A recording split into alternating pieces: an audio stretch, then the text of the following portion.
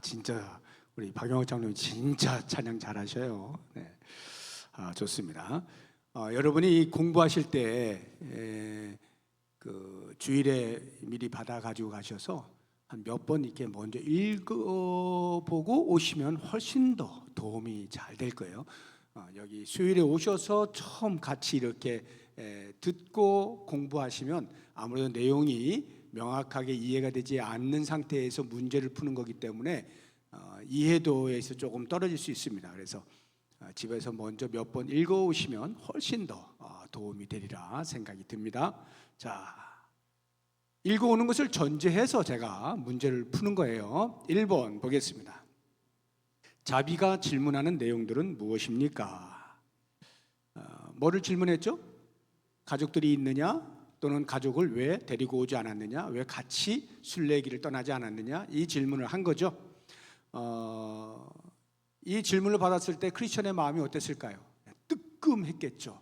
왜냐하면 안 그래도 자기가 노력을 했는데 가족들이 거부해서 할 수 없이 혼자 떠나게 되어진 그 마음의 아픔이 있잖아요. 그런데 그것을 이 자비라고 하는 사람이 바로 이게 찌르고 들어온 거 아닙니까? 그래서 상당히 가슴이 아팠을 것이다. 오늘 그 식구가 제목이 뼈아픈 질문들인데요. 정말 뼈아픈 그런 질문을 받은 것이라 생각이 듭니다. 자비라고 하는 사람이 이런 질문을 한 이유가 뭘까요? 그냥 뭐 호구조사를 하려고 질문한 것은 아닐 것입니다. 다른 사람의 구원을 위해서 당신은 얼마나 노력을 하고 있습니까? 하는 부분에 대한 확인을 하려고 하는 거 아니겠어요? 참된 신자는 불신자를 구원하고자 하는 것에 대한 열정이 있게 마련이죠. 그래서 베드로전서 2장 12절을 보시게 되면 너희가 이방인 중에서 행실을 선하게 가져 너희를 악행한다고 비방하는 자들로 하여금 너희 선한 일을 보고 오시는 날에 하나님께 영광을 돌리게 하려 함이라. 이렇게 말씀하고 있는 것은 한 영혼이라도 주께로 돌아오게 하는 일에 쓰임 받는 것, 이것이 참된 신자의 마땅한 모습이다 하는 것입니다. 그래서 개인적으로 아무리 신앙 고백을 확실하게 하는 사람이라 할지라도 가정의 복음화를 위하여서 아무런 노력을 하지 않는다면 그 신앙 고백이 참일까 하는 것에 대하여 우리는 되짚어볼 필요가 있습니다.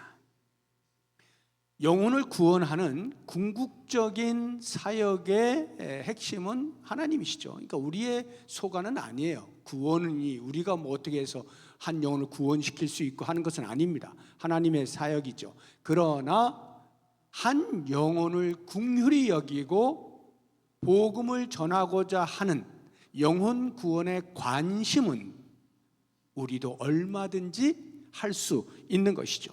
그것이 없다고 하면 퀘스천 마크를 붙여봐야 된다 이거예요. 특별히 가족이라고 한다면 더더욱 그렇지 않겠어요? 내 사랑하는 가장 가까이에 있는 사람에 대한 영혼의 구원에 관심이 없다, 문제가 있는 것이죠. 자, 2번 보겠습니다. 복음 전도에서 반드시 말해 주어야 하는 것은 무엇입니까? 복음의 핵심이 뭐죠? 십자가와 부활이죠. 십자가와 부활. 그러나 그것 못지않게 중요하게 반드시 언급해야 되는 부분이 있는데 그것이 세상은 끝납니다. 세상의 종말, 그리고 종말 이후에 하나님의 심판, 이 부분도 분명하게 이야기를 해 줄 수 있어야 돼요. 우리가 보통 복음을 전할 때 이런 이제 종말과 심판에 대한 이야기는 잘 못해요. 왜냐하면 괜히 들어서 기분 나쁠까 봐. 좋은 소리 아닌 거 뭐 굳이 해가지고 부담되게 만드나 싶어서 이런 얘기를 잘 못 꺼냅니다. 그런데 해야 되죠. 해야 되는 이유가 뭐냐면 우리가 어떤 이런 종교적인 어떤 무기를 가지고 위협을 해가지고 너 안 믿으면 지옥 가, 이렇게 뭔가 위협을 해서 오게 만들려고 하는 그런 목적이 아니에요. 그런 어떤 심리전을 사용하려고 하는 것이 아니라 하나님은 사랑이십니다. 하나님이 세상을 사랑하셔서 예수님을 보내셨습니다 하는 이 말, 구원을 위하여 당신의 독생자를 보내셨습니다, 십자가에 못 박아 죽이셨습니다 하는 이 놀라운 사랑의 행위, 이것을 제대로 이해하고 그 의미를 받아들이려고 한다면 세상의 종말, 하나님의 심판, 이 이야기를 하지 않고는 하나님의 우리를 향한 사랑의 크기를 제대로 알려줄 수가 없는 거예요. 이러이러한 일이 일어날 것이기 때문에 그것을 위해서 하나님께서 이렇게 우리를 사랑하셔서 예수님을 보내셨습니다 하고 하나님의 사랑을 전할 때 그 사랑이 의미가 있게 다가오게 되는 것이죠. 그래서 사도행전 10장 42절을 보시면요, 우리에게 명하사 백성에게 전도하되 하나님이 살아있는 자와 죽은 자의 재판장으로 정하신 자가 곧 이 사람인 것을, 예수님인 것을 증언하게 하셨고, 심판이 반드시 있다는 것을 알리는 것, 이게 복음 전파의 핵심 중에 하나인 것입니다. 그래서 우리나라 이제 기독교 역사, 1885년부터 우리가 본다라고 가정을 해도 벌써 140년이 넘었잖아요. 이러한 그 기독교 역사에 있어서 전도왕으로 꼽을 수 있는 분이 계신다면 누굴까요? 여러분이 알고 있는 우리나라의 역사에 마치 사도 바울과 같은 사람, 전도하면 거의 미친 사람처럼 그렇게 했던 분이 계십니다. 뭐 많이 있지만 대표적으로 최권능 목사님, 원래 본명은 최봉석입니다. 최봉석 목사님. 근데 별명이 최권능 목사님이에요. 복음을 전하는 일에 자신의 모든 것을 걸었던 사람이죠. 이분이 굉장히 늦게 예수를 믿었어요. 33세에 예수를 믿고 그리고 신학을 공부해서 45세에 목사가 됩니다. 목사가 된 이후에 복음을 전해서요, 만주에서 12년, 또 우리나라로 돌아와서 15년, 이렇게 해서 복음을 전하여 교회를 세운 것이 만주에서 50개, 우리나라에 와서 30개, 80개의 교회를 세우면서 계속해서 복음을 전했는데, 그분의 트레이드 마크가 뭔지 아십니까? 복음을 전할 때 예수천당 불신지옥, 이거예요. 예수천당 불신지옥. 예수천당은 좋죠. 예수 믿어서 천국 가세요, 이건 좋은데 그 뒤에 불신지옥, 안 믿으면 지옥 갑니다. 요건 좀 말하기가 좀 껄끄럽잖아요. 그런데 과감하게 예수천당 불신지옥. 그래서 그 이후에도 이 최건능 목사님의 영향을 받은 수없이 많은 우리나라의 전도자들이 이렇게 때로는 피켓을 들고 예수천당 불신지옥 하면서 많이 보셨죠? 역전이라든가 이런 데서 이렇게 하셨던, 요즘은 이제 거의 뭐 잘 안 보입니다만, 제가 어렸을 때만 해도 뭐 이 예수천당 불신지옥 이 피켓 들고 이렇게 다니시는 분들 많이 봤습니다. 다 최건능 목사님의 영향을 받은 거죠. 이와 같은 그 불신지옥이라고 하는 것, 복음의 핵심 중에 하나예요. 그래야 하나님의 우리를 향한 사랑의 크기와 의미를 분명하게 더 깨달을 수가 있게 되기 때문에 그렇습니다. 자, 3번 보시겠습니다. 전도자가 전도에 앞서서 해야 할 일은 무엇입니까? 전도자가 전도할 때에 먼저 해야 되는 것 뭘까요? 기도입니다. 기도하는 거예요. 사도 바울이 이제 그 성령의 이끌리심을 따라서 마게도냐 지방으로 가게 되었잖아요. 제2차 전도 여행할 때에 원래는 소아시아 쪽을 돌려고 했던 것인데 마게도냐에서 손짓을 하면서 이렇게 이제 성령의 인도하심을 받아서 가서 마게도냐의 그 첫 성, 오늘날의 유럽을 말하는 것입니다. 유럽의 첫 성이 어디였어요? 빌립보 성이었죠. 그 빌립보 성에서 이제 복음을 전해야 되겠는데 가장 먼저 찾은 것이 기도할 장소였습니다. 사도행전 16장 13절 이하를 보시면, 안식일에 우리가 기도할 곳이 있을까 하여 문 밖 강가에 나가 거기 앉아서 모인 여자들에게 말하는데, 두아디라시에 있는 자색 옷감 장사로서 하나님을 섬기는 루디아라는 한 여자가 말을 듣고 있을 때 주께서 그 마음을 열어 바울의 말을 따르게 하신지라 해서 기도할 자리를 찾는 중에 루디아라는 여인을 만나고 복음을 전하고 하는 이런 일들. 이 기도처는요, 물론 회당을 찾은 것이긴 합니다만 아마 뭐 거기에 회당이 없었던 모양이죠. 그래서 기도할 장소를 찾아야 되겠다. 왜 기도할 장소를 찾아요? 바울 선교팀이 빌립보성에 간 이유가 뭐예요? 복음을 전하는 거잖아요. 그 복음을 전할 때 기도가 반드시 필요하기 때문에 기도할 장소를 이제 찾은 것이죠. 기도. 과연 이 기도가 복음 전도, 선교와 어떤 관계가 있는가 하는 부분을 제가 몇 가지로 이제 말씀을 드릴 텐데요. 하나는 기도란 하나님 선교의 동력이 됩니다. 동력. 하나님 선교가 활발하게 일어나게 하는 일을 돕는 역할. 이것이 우리의 기도라고 하는 것입니다. 이것을 잘 알려주고 있는 말씀이 이사야서 62장 6절 7절에 나오는데요. 보시게 되면 예루살렘이여 내가 너의 성벽 위에 파수꾼을 세우고 그들로 하여금 주야로 계속 잠잠하지 않게 하였느니라.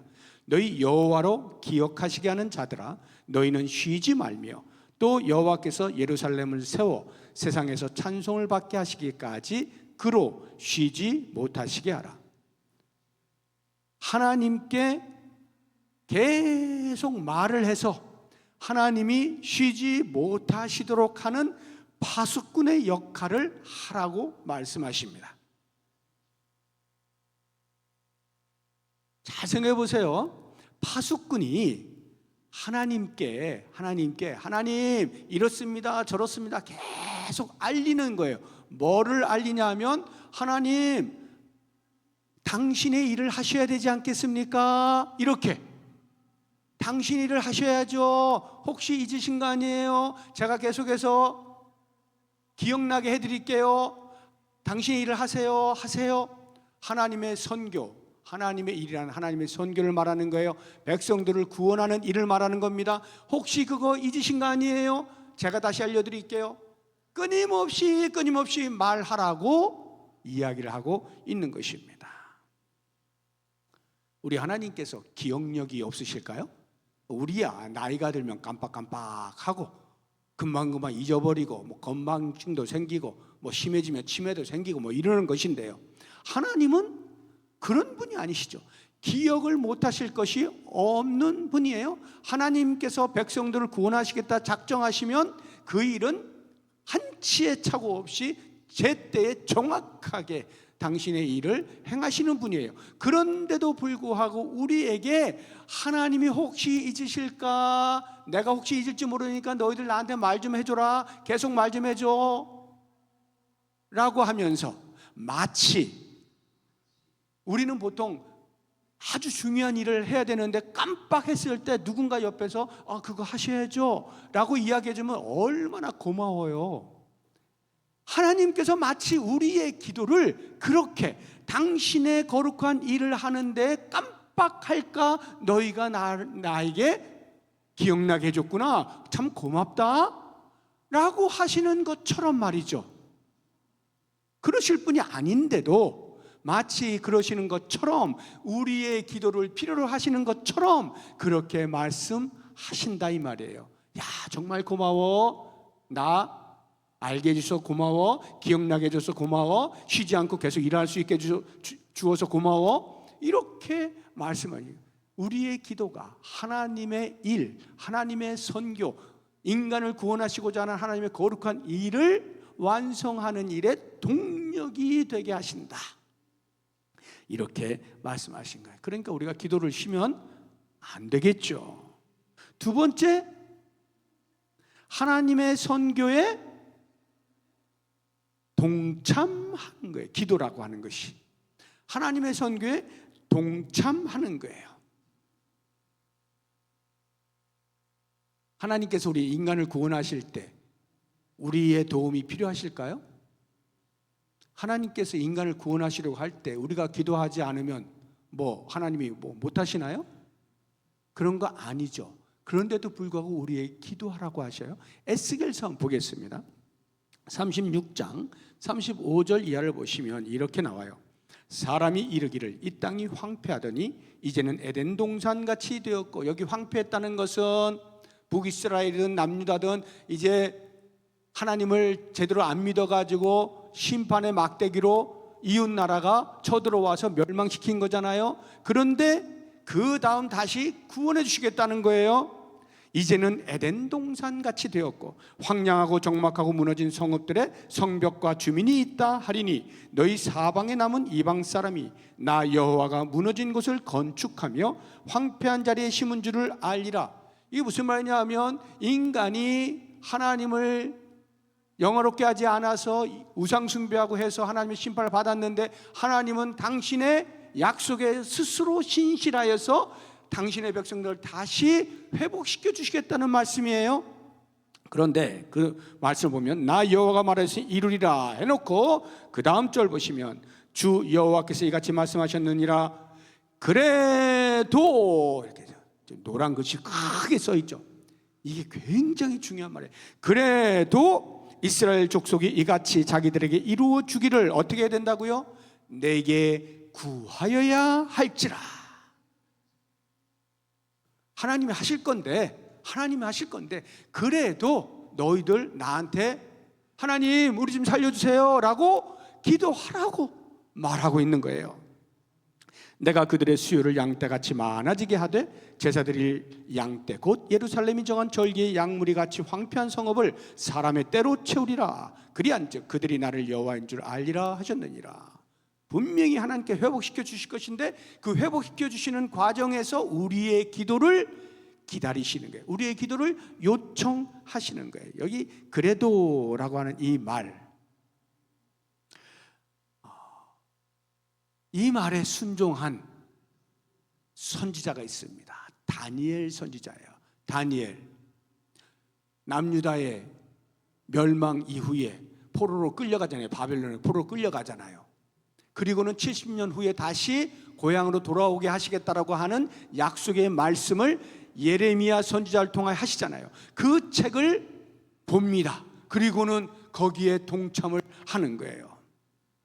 다니엘 선지자가 이렇게 기도합니다. 다니엘서 9장 17절 이하를 보시게 되면 그러하온즉 우리 하나님이여 지금 주의 종의 기도와 간구를 들으시고, 지금 기도하고 있는 거예요. 자기가 주를 위하여 주의 얼굴빛을 주의 황폐한 성소에 비추시옵소서. 나의 하나님이여 귀를 기울여 들으시며 눈을 떠서 우리의 황폐한 상황과 주의 이름으로 일컫는 성을 보옵소서. 우리가 주 앞에 간구하옵는 것은 우리의 공의를 의지하여 하는 것이 아니요 주의 큰 긍휼을 의지하여 함이니이다. 주여 들으소서. 주여 용서하소서. 주여 귀를 기울이시고 행하소서. 지체하지 마옵소서. 나의 하나님이여 주 하나님을 주 자신을 위하여 하시옵소서. 이는 주의 성과 주의 백성이 주의 이름으로 일컫는 바 됨이니이다. 간절히 기도해, 금식하면서 기도하는 거예요. 다니엘이 이렇게 기도할 때 구원의 약속도 없고 구원의 아무런 징조도 없는 아주 절망 가운데에서 지푸라기라도 잡는 심정으로 하나님 우리를 살려주시면 안 됩니다, 살려주시지 않으면 안 됩니다 간절히 매달리는 그런 기도를 하는 게 아닙니다. 지금 다니엘의 이 기도는요, 하나님이 약속을 하셨어요. 내가 70년 후에 다시 너희를 고토로 돌려보내 줄 거야. 예레미야 선지자의 입을 통하여 분명하게 말씀하셨고요, 책을 통하여서 알려주신 하나님의 구원 계획을 본 거예요. 그것을 깨닫고 기도에 돌입한 거예요. 마치 아무것도 모르는 것처럼 하나님 당신의 일을 이루어 주옵소서, 우리를 구원하여 주옵소서, 열심을 내주십시오 막 이렇게 기도하는 것처럼 보이지만 사실은 다 알고 하는 기도예요. 하나님이 약속하신 그 약속을 부여잡고 지금 기도하고 있는 거예요.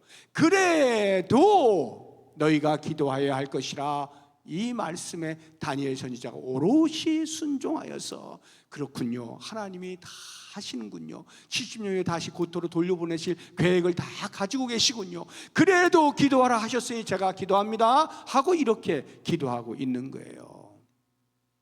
기도의 그래도라고 하는 이 오드라고 하는 겁니다. 오드, 히브리 오드라고 하는 그래도, 더욱이, 게다가, 여전히, 이런 뜻이에요. 하나님이 다 하실 건데 그래도 너희들도 기도해야 돼, 이렇게 말씀하시는 거예요.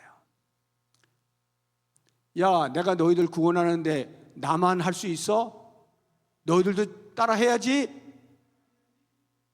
가만히 있는 우리들 볼송 사나워 가지고 너희들도 이리 와, 이리 와, 이리 와, 같이 해, 같이 해, 귀찮게 하시려고 그러는 것일까요? 아닙니다.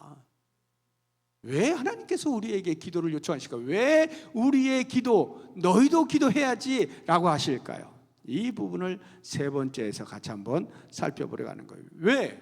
구원은 전적으로 하나님의 독점적인 사역인데 우리를 동참시키시느냐, 이 말이에요. 우리의 기도를 왜 요청하시는가? 첫 번째,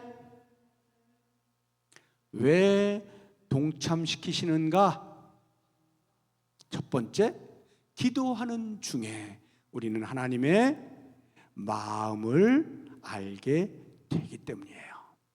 하나님의 마음을 알게 돼요. 그렇구나, 하나님의 한 영혼에 대해서 이렇게 간절하시구나 알게 돼요. 두 번째, 기도하는 중에 우리의 전도 대상자에 대한 사랑과 긍휼의 마음을 품게 되는 거예요. 기도하는 중에. 세 번째, 기도하는 중에 복음을 전하는 사역, 복음 전파의 사역이 얼마나 귀한가 하는 복음 전파 사명의 가치를 알게 되기 때문이에요. 네 번째, 기도하는 중에 복음을 전할 때 다가오는 여러 가지 머뭇거릴 두려움들, 그러한 것에 대하여 담대함과 열정이 생기는 거예요. 기도하는 중에 담대함이 생기고 열정이 생기게 되는 것입니다. 다섯 번째, 기도하면서 복음을 전하여 열매를 맺게 되어질 때 기쁨이 배가 되는 것입니다. 기도하지 않으면요, 구원받았네, 저 사람 구원받았네, 이 정도겠지만 내가 기도했는데 그것의 열매로 하나님이 한 영혼의 구원을 보게 하실 때 그 기쁨은 말로 표현할 수가 없다, 이 말이에요. 그리고 마지막 여섯 번째, 그렇게 해서 열매를 얻게 되었을 때 그것이 단순히 나의 일이 아니요 하나님의 열심과 역사하심이라고 하는 것을 인정하게 되면서 어떻게 할까요? 전도 폭발부가 항상 복음을 전하는 임상 실험 한 다음에 보고하잖아요. 지난 주일에 보고했잖아요. 보고한 다음 맨 끝에 뭐라 그래요? 이 모든 것을 하나님께 영광 돌립니다. 하나님께 영광. 이렇게 겸손해진다, 이 말이에요. 기도해야 이런 일들이 일어나기 때문에 하나님께서 당신의 독점적 사역인 구원 사역에 우리의 기도를 요청하셔서 동참하게 하시는 것이에요. 그래서 사도 바울은 전도할 때마다 간절히 기도하는 일뿐만 아니라 자기를 위하여 기도하는 사람들을 향하여 이 일에 기도해 달라고 요청하는 것입니다. 에베소서 6장 19절에 이렇게 말씀하고 있어요. 또 나를 위하여 구할 것은 내게 말씀을 주사 나로 입을 열어 복음의 비밀을 담대히 알리게 하옵소서. 이렇게 기도해 줘라고 부탁을 하는 거예요. 중보 기도를 하는 거예요. 하나님, 이들이 나를 위해서 이렇게 기도하기를 간절히 원합니다 하고는 에베소 교회 성도들을 향해서 편지를 쓸 때 너희들이 나를 위해서 이렇게 기도해 주면 좋겠구나. 두 가지죠. 하나는 복음의 비밀을 말할 수 있게 해달라. 기도. 복음의 비밀 뭐예요? 복음의 핵심을 놓치지 않고 정확하게 복음의 내용을 바르게 전할 수 있게 해달라. 내용을 정확하게 전달할 수 있게 해달라고 기도해 요청을 하고, 두 번째 기도 요청은 뭐예요? 그 내용을 어떻게 하게? 담대하게 외칠 수 있도록 자신감을 말하는 거죠. 담대하게 외칠 수 있도록 제발 좀 기도해 다오. 이렇게. 왜요? 왜? 사탄이 얼마나 방해가 심하면 이렇게 하는가. 그래서 이번 6월 27일에 몽골 단기 선교팀 이제 출발하잖아요. 몽골 단기 선교팀 거기 같이 가는 그 사람들 눈물로 기도하러 준비하고 있을 거예요. 그러면 우리는 어떻게 해요? 우리는 가만히 있으면 됩니까? 우리도 같이 동참해야죠. 저들이 가서 복음을 명확하게 전할 수 있게 해주십시오. 저들이 가서 담대하게 외칠 수 있게 해주십시오. 우리도 같이 기도해야 되는 거죠.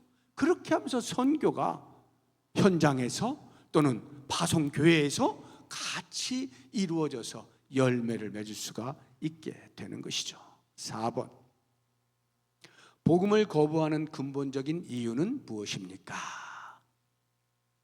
누가 거부하는 거예요 지금? 가족들, 크리스천 그 주인공의 가족들이 거부했잖아요. 그래서 할 수 없이 자기 혼자만 떠나온 거 아닙니까? 왜 복음을 거부하느냐 이 말이에요. 왜 복음을 거부하죠? 세상에 재밌는 게 많거든요. 세상에 미련이 있거든요.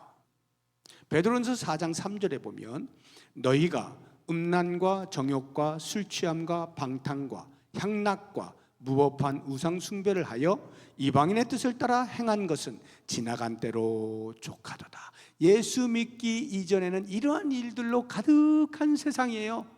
나름대로 재미있거든요.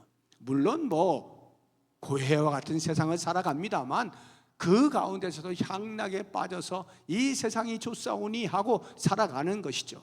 그런데 지나간 대로 족한 거예요. 예수 믿고 나면 그렇게 살지 않죠.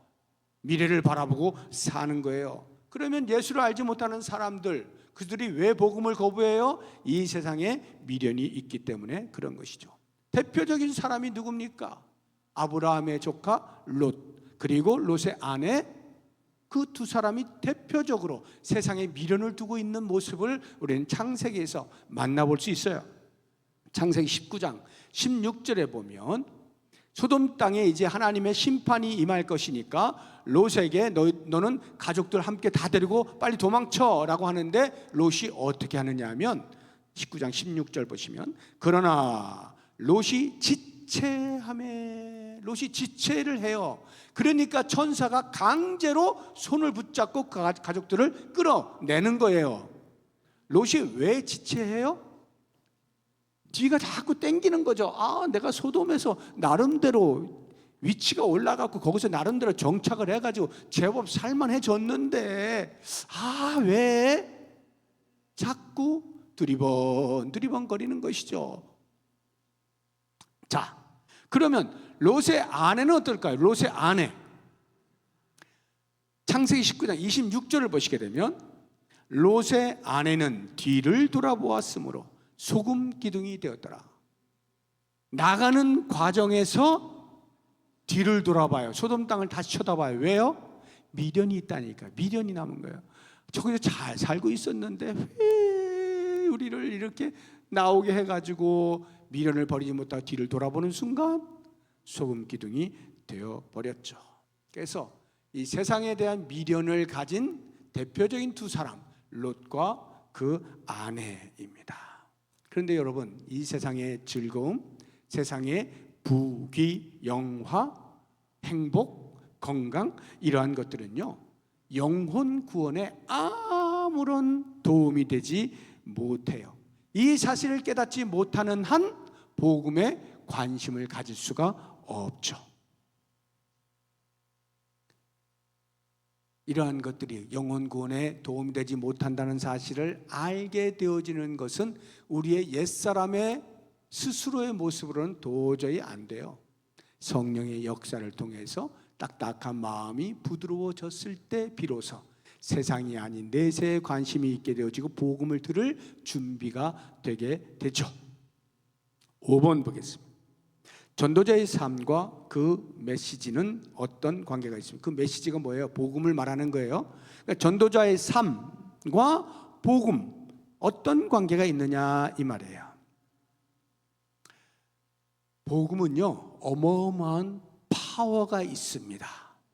그래서 로마서 1장 16절에 보면 복음을 이렇게 이야기해요. 내가 복음을 부끄러워하지 아니하노니 이 복음은 모든 믿는 자에게 구원을 주시는 뭐라고요? 하나님의 능력이라고 이야기합니다. 복음은 하나님의 능력이라고 말을 해요. 자, 이 능력이 헬라어로 듀나미스라고 하는 단어예요. 듀나미스. 디나미스 이렇게도 말하는데, 이게 하나님의 능력이라는 헬라어 단어인데, 여기에서 영어 단어 하나가 파생됩니다. 여러분이 많이 들어보신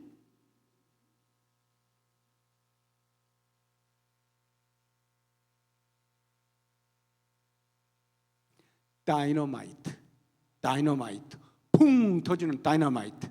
이게 이 듀나미스, 하나님의 능력, 디나미스, 다이너마이트라는 거예요. 복음은 하나님의 다이너마이트라는 거예요. 그러니까 복음이 들어가면 어떻게 돼? 거기가 폭파된다는 겁니다. 죄가 폭파된다는 거예요. 그런데요, 이 다이너마이트가 자기 혼자 그냥 폭발하나요? 반드시 격발 장치가 있어야 되겠죠. 격발 장치가 있어서 팡 터뜨려 줘야 터지는 거예요. 복음이 다이너마이트라고 할 때 이 복음이 복음되게 하는, 복음의 능력이 나타나게 하는, 죽은 영혼을 살리는 놀라운 역사가 있게 하는 데에 격발 장치가 뭐라는 거예요? 전도자의 삶이라는 거예요. 전도자의 삶이 격발 장치다, 이 이야기를 하고 있는 거예요. 물론 복음은 스스로도 얼마든지 하나님의 능력으로 역사하실 수 있어요. 그러나 우리 전도자의 삶이 격발 장치와 같은 역할을 하도록 해 주셔요. 얼마나 감사한 일이에요.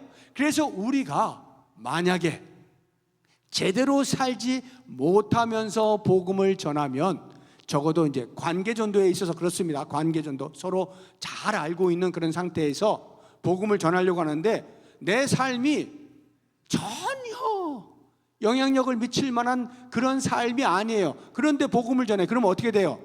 다이너마이트를 설치해 놓고 격발 장치를 두드렸는데 이게 불발이라는, 불발, 피식 터지질 않는 거예요. 야, 너나 잘 믿어, 너나 잘 믿어, 이런 소리 듣게 되는 거죠. 복음이 능력이 있는데 그 능력이 능력되지 못하도록 피시시시 하게 되는 우리의 삶이 그만큼 중요하다 하는 거예요. 그래서 사도 바울은요, 믿음으로 낳은 아들 디모데에게 너 전도의 역할 잘 감당해, 전도자로서 사명을 잘해야 돼 하면서 주신 권면이 있어요. 디모데후서 4장 5절을 보시면, 그러나 너는 모든 일에 신중하여 고난을 받으며 전도자 일을 하면 내 직무를 다하라. 직무를 다하는데, 전도자의 직무를 다하는데 어떻게 하라고요? 모든 일에 신중하여. 여기 신중하다는 게 뭐냐 하면 근신하고 절제하는 삶을 말하는 거예요. 누구도 너의 삶을 보고 흉보지 못하게 해라, 이 말이에요. 그래서 그 삶이 복음의 방해가 되지 못하게 하라 하는 것입니다. 우리가 관계 전도에 있어서 우리의 삶은 그만큼 중요해요. 아이고, 자기나 잘하지, 예수 믿는다고 저렇게 살 것 같으면 뭐하러, 내가 왜 예수 믿어? 이런 소리 듣게 되어지면 복음은 능력이 있는데 터지지 못하게 만들어버리는 거잖아요. 내 삶을 잘 살피는 것이 중요해요. 그러면 만약에 노방전도, 나를 모르는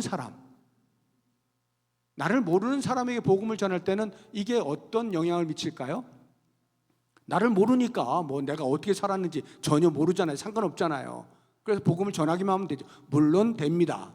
그러나 그 노방전도, 알지 못하는 사람이 복음을 전할 때 이 말씀을 적용한다면 아마도 이렇게 적용하시면 될 것 같아요.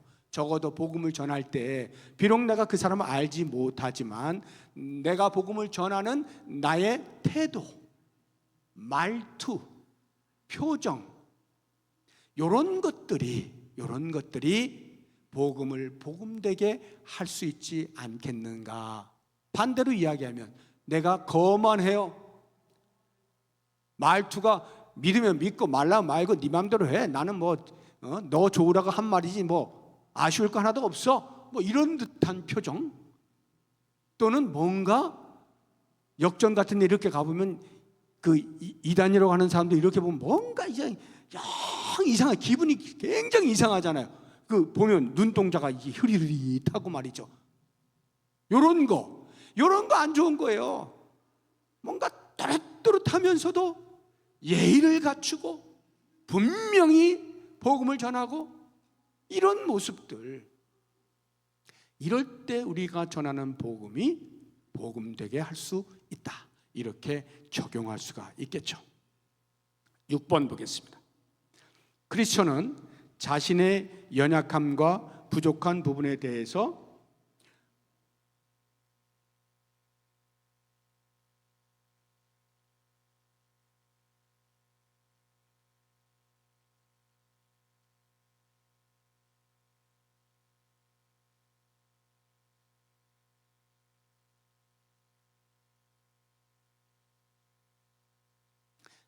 크리스천은 자신의 연약함과 부족한 부분에 대해서 어떻게 고백했습니까? 이 크리스천 주인공이 이제 잡이라고 하는 사람이 물으니까 뭐라고 대답해요? 제가 나름대로는 최선을 다했습니다. 제가 나름대로는 제 삶이 부족하고 연약하지만 다른 사람에게 흉 보이지 않기 위하여 애를 많이 썼습니다. 그러나 그럼에도 내 자신이 연약하여서 방해가 되었다면 참으로 안타깝습니다. 저는 제 연약함을 인정하지 않을 수가 없습니다. 이렇게 대답하죠. 겸허히 인정을 하잖아요.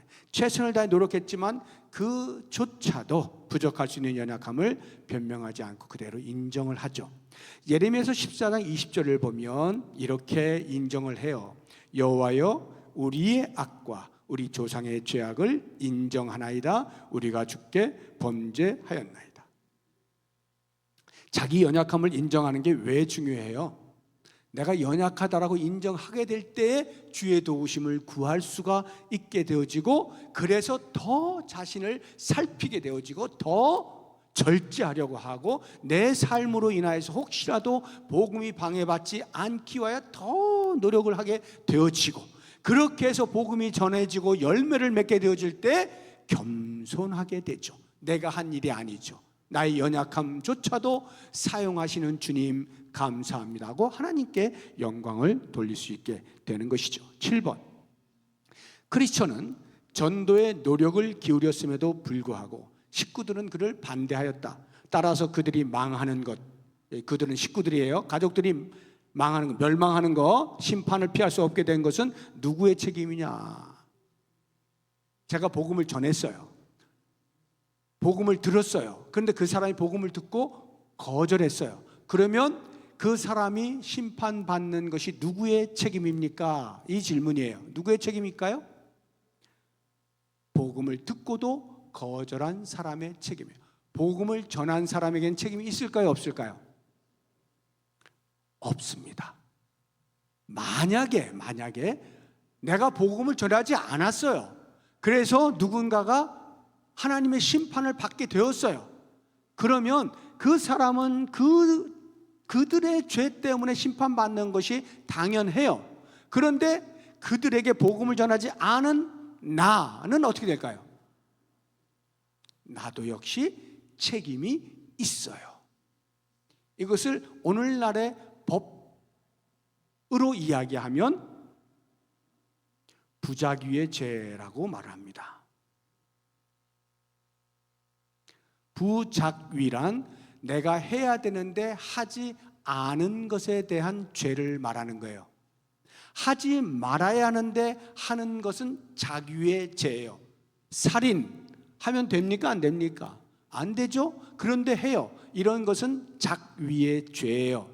그런데 부작위의 죄란 해야 되는데 안 해. 갓난 아이가 태어났어요. 그런데 그 아이를 당연히 돌봐야 될 엄마가 방치해버렸어요. 그게 죽게 돼요. 어떻게 돼요? 부작위의 죄에 해당되는 거예요. 복음을 전해야 돼요. 전해야 되는데 안 전했어요. 그래서 그 사람이 죽었어요. 심판받았어요. 멸망했어요. 그러면 나는 부작위의 죄에 해당돼요. 근데 복음을 전했는데 그 사람이 거절하여서 멸망받으면 나는 죄가 없게 되는 것입니다. 에스겔서 3장 19절에 보면 내가 악인을 깨우치되 그가 그의 악한 마음과 악한 행위를 돌이키지 아니하면 그는 그의 죄악 중에서 죽으려니와 너는 내 생명을 보존하리라. 너에게는 해가 없을 거야. 네 할 일을 다 했기 때문이야. 이렇게 말씀하고 있는 것입니다. 그래서 바울은요, 어디든지 복음을 전하러 갈 때 제일 먼저 복음을 전한 대상이 유대인들이었습니다. 자기 동족 유대인들이었어요. 근데 유대인들이 거절하잖아요. 그러면 이방인에게로 눈을 돌립니다. 사도행전 13장 46절 보시면 바울과 바나바가 담대히 말하여 이르되 하나님의 말씀을 마땅히 먼저 너희에게 전할 것이로되 너희가 그것을 버리고 영생을 얻기에 합당하지 않은 자로 자처하기로 우리가 이방인에게로 향하노라. 분명히 우리는 너희들한테 먼저 복음을 전했다. 근데 너희들이 아니야 우린 필요 없어 하고 오히려 우리를 박해하였다. 그래서 우리는 할 수 없이 이방인에게로 향할 수밖에 없었노라. 이렇게 이야기를 하는 것입니다. 이런 말씀을 들을 때, 자, 나는 전했다. 이제 내 책임은 없는 거야. 이런 식의 태도를 말하는 것은 아닙니다. 안타깝죠. 복음을 전했는데 안 받아들여요. 거절해요. 오히려 더 박해요. 얼마나 가슴이 아파요. 그러나 그렇다고 해서 그 사람에게 매달려서 가만히 계속 거기에만 머물러 있어서는 안 되죠. 그러니까 복음을 또 전해야 하는 것입니다. 예를 들어서 우리 가족 가운데 내 남편이, 내 아내가 아무리 복음을 전해도 안 들어요. 아이고, 내가 내 남편도 내 아내도 내 가족 식구도 복음을 전해서 구원받게 하지 못하는데 무슨 자격으로 누군가에게 복음을 전한단 말인가 하고 가만히 있으면 부작위의 죄에 걸리는 거예요. 거부하는 건 그 사람의 몫인 거예요. 전하는 것은 내 몫인 거예요. 누군가가 거절한다 해서 내 몫으로 해야 할 일을 거기에서 멈추고 에이 자격지심에 가만히 있으면 안 된다 이 말이에요. 8번, 그리스도께서 하신 일에 대해서 더욱 깊이 알게 되면 어떻게 됩니까? 그리스도께서 우리를 위해서 하신 일이 뭡니까? 십자가에서 죽으신 대속이죠. 대속. 대신 속량하셨다. 그래서 속량이라는 단어도 같은 뜻이고 또 다른 단어가 구속이라고 하는 단어가 있죠. 우리 성경의 번역이 다 이게 같은 말이에요. 대속, 속량, 구속, 속죄도 있죠. 속죄. 이게 다 같은 말이에요. 영어로 하면 리뎀션이라고 합니다. 리뎀션이 뭐냐 하면 한글말로 번역을 하면 되사다 이런 뜻이에요. 도로 산다 이런 말이에요. 원래 내 것이었는데 이것이 어디로 가버렸어요. 그래서 주인인 내가 저리 가 있는 거기에다가 그 사람의 주인이 되어 있는 사람에게 돈을 주고 다시 사서 내 것이 되게 한다 이런 말입니다. 이게 되사다예요. 그럼 리뎀션, 하나님께서 예수 그리스도를 값으로 치러 원래 하나님의 자녀였던 우리가 죄로 인하여 멀리 가서 사탄의 종로로 타고 있던 우리를 도로 주고 사오셨다 이 말이에요. 그 다시 하나님의 자녀가 되게 하셨다. 이게 리뎀션, 대속, 속량, 구속, 속죄 이런 의미예요. 예수님께서 하신 일이 바로 이것이에요. 그래서 히브리서 2장 14절 15절에 보시면 자녀들은 혈과 육에 속하였음에 그도 예수님도 또한 같은 모양으로 혈과 육을 함께 지니심은 육체로 이 땅에 오셨다 이 말이에요.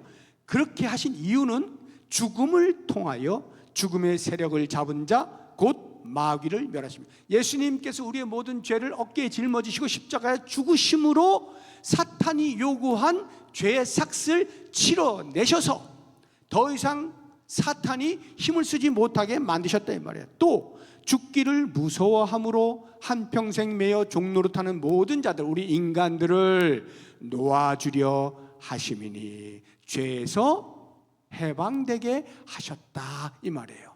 예수님의 십자가의 대속, 십자가의 속량, 구속, 속죄, 바로 이 일, 이것이요, 우리가 예수님이 이런 죄값을 치르실 만한 가치가 우리에게 있었다라고 한다면, 그렇지, 내가 이런 사람이니까 라고 혹시 착각할 수 있을런지 몰라도요, 우리에게 아무런 구원받을 만한 자격도 공로도 가치도 없는 때, 하나님께서 당신의 우리를 향한 사랑 때문에 예수님을 십자가에 못 박아 죽이셔서 그 피를 값으로 치러 우리를 다시 구원해 주신 이 놀라운 은혜를 우리가 받게 되었을 때 우리의 마음에 어떤 감정이 생길까요?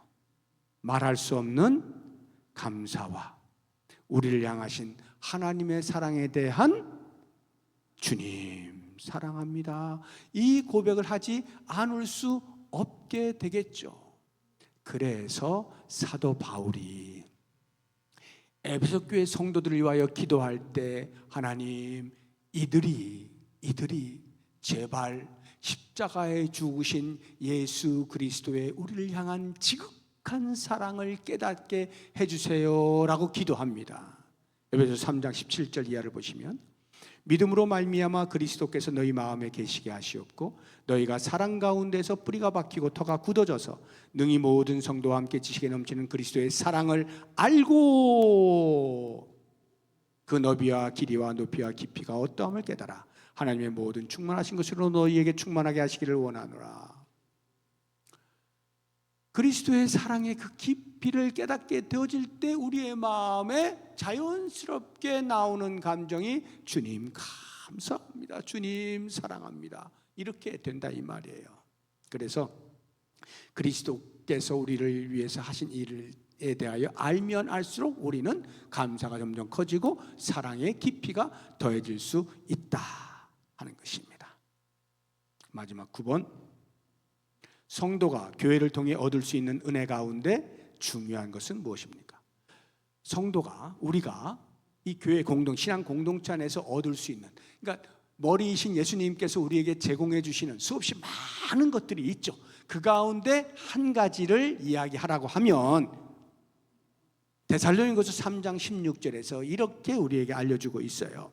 평강의 주께서 친히 때마다 일마다 너희에게 평강을 주시고 주께서 너희 모든 사람과 함께 하시기를 원하노라. 평강을 주신다, 평안을 주신다 이야기예요. 그러니까 신앙 공동체 안에서 우리 성도가 누릴 수 있는 것 중에 하나가 평안이에요. 안식입니다. 만족이에요. 기쁨이에요. 그런데 그것이 신앙 공동체에서 주님께서 우리에게 누리라고 마련해 주신 것인데, 우리가 그 신앙 공동체 안에서 그런 것을 누려도 부족할 시간에 만약 서로와 서로가 그러한 평안과 안식과 기쁨과 만족을 해하는, 방해하는, 장애가 되어지는 일들을 스스로 하여서 마땅히 누려야 할 그것을 누리지 못한다면 이보다 더 안타까운 일이 어디 있어요? 이보다 더 미련하고 어리석은 일이 어디 있어요? 우리의 죄악됨이 서로를 향하여서 연약한 모습을 그대로 노출시켜서 서로 비난하고 서로 불평하고 서로 다투고 싸우고 지지고 볶고 이렇게 하면요, 주님께서 마련해 놓으신 그냥 꼭지만 틀면 나오는 평안을 누리지 못한 채 녹이 나오네, 못 마시겠네, 이렇게 돼버린다 이 말이에요. 이것은요, 신앙 공동체, 머리이신 예수님이 마련해 놓지 않으셔서가 아니라 우리가 스스로 그 맑은 물을 헤쳐서 녹이 나오게 만들었기 때문인 거죠. 이렇게 되면요, 누구보다도 예수님이 가장 속상해 하시겠죠. 얘들아 그거 아닌데. 여러분, 우리가 속해 있는 이 신앙 공동체는요, 이미 우리에게 이러한 것들을 누리도록 다 마련해 놓으셨어요. 예수님께서 십자가에서 죽으시고요, 우리를 죄 사함의 은혜를 부어주셨을 때, 그래서 우리에게 예수 믿는 사람들을 한 신앙 공동체로 불러 모아 주셨을 때 이미 모든 평안을 누릴 수 있도록 해 놓으신 거예요. 사랑 가운데서 거할 수 있도록, 기쁨과 만족 속에 살 수 있도록 해 놓으신 거예요. 그런데 만약에 우리가 이 신앙 공동체에 그런 것들 잘 못 누리겠다, 우리 교회는 별로 그런 거 없는 것 같은데, 피곤해, 올 때마다 피곤해, 만약에 여러분 가운데 그렇게 느끼신다면 누구 책임일까요? 목사 책임? 장로 책임?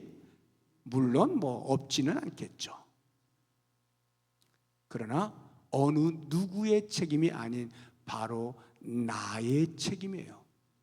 나는 얼마나 예수님께서 마련해 놓으신 이 놀라운 평안과 안식을 누릴 만큼 서로 사랑하며 살고 있는가 살피는 내 책임으로 모두가 자기를 돌아보게 되면, 저는 믿습니다, 우리 신앙 공동체 안에서요, 걱정스러운 마음보다, 고개를 좌우로 흔드는 것보다 그렇지 누리는 것이 훨씬 커질 거예요. 저는 우리 교회가 이런 교회가 되기를 소망합니다. 오늘 공부 끝. 자, 우리가 또 기도할 텐데, 기도하기 전에 특별히 오늘 이 제목이 뼈 아픈 질문이잖아요. 내 가족 어디 갔어? 이 질문이잖아요. 한 영혼의 구원에 대한 이야기 아닙니까? 이것에 대해서 우리가 한번 찬양 먼저 부르면서 하나님 아버지의 마음을 좀 헤아리고 기도 제목을 삼으면 좋겠는데, 제가 이번 주일에 설교할 때 마침 또 이번 주 설교가 구령의 열정이었잖아요. 그리고 제가 일부 예배 때는 이렇게 소개를 해드렸는데, 하나님 아버지의 마음이라고 하는 CCM 소개해드렸는데, 2부 때는 제가 시간 관계상 생략을 했거든요. 오늘 같이 한번 불러보면 좋을 것 같아요. 하나님 아버지의 마음 같이 불러봅니다.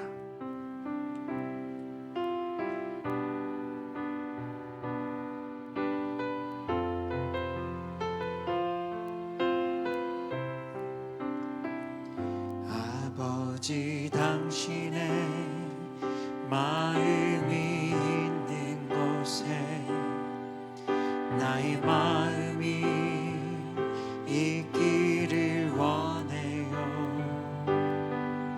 아버지, 당신의 눈물이 고인 곳에 나의 눈물이 고이길 원해요. 아버지, 당신이 바라보는 영혼에게 나의 두 눈이 향하길 원해요. 아버지, 당신이 울고 있는 어두운 땅에 나의 두 발이 향하길 원해요. 나의 마음이 아버지의 마음 알아. 나의 마음이 아버지의 마음 알아. 내 모든 뜻 아버지의 뜻이 될 수 있기를. 나의 온 몸이 아버지의 마음 알아. 내 모든 삶 당신의 삶. 다시 한번 나의 마음이 아버지의 마음 알아. 나의 마음이 아버지의 마음 알아. 내 모든 뜻 아버지의 뜻이 될 수 있기를. 나의 온 몸이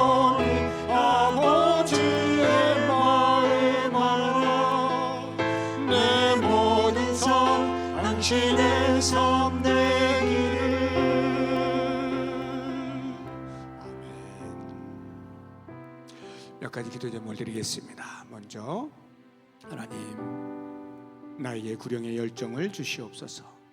한 영혼을 향한 주님의 마음과 시선에 우리의 마음과 시선이 머무르게 하옵소서 기도하시고요.